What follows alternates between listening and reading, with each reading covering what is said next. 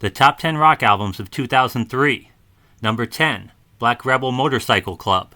Take Them On Your Own. Grade C+.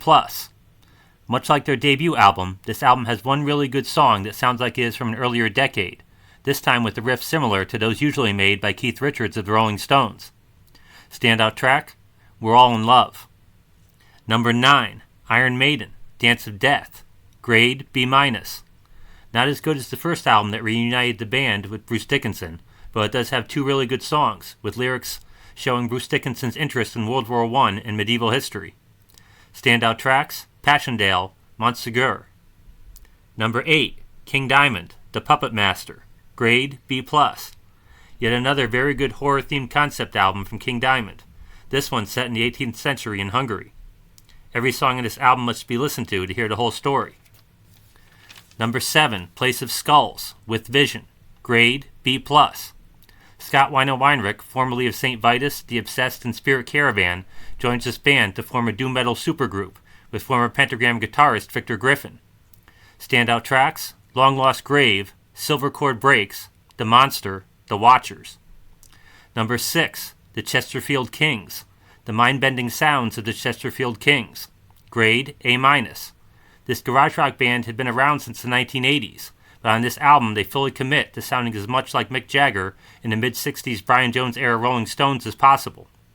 Standout tracks, I Don't Understand, Running Through My Nightmares, Transparent Life, Death is the Only Real Thing, Disconnection, Mystery Trip. Number 5, Linkin Park, Meteora. Grade A. This second album is just as good as Hybrid Theory, and sees Mike Shinoda working very well with incredible vocalist Chester Bennington. Standout tracks, Faint, Nobody's Listening, Figure 09, Numb. Number 4, Muse Absolution. Grade A. Muse continues their run of great albums, with the highlight of this album being the incredible bass on Hysteria, as well as the usual incredible vocals of Matt Bellamy. Standout tracks, Hysteria, Time is Running Out, Stockholm Syndrome. Number 3, The White Stripes, Elephant.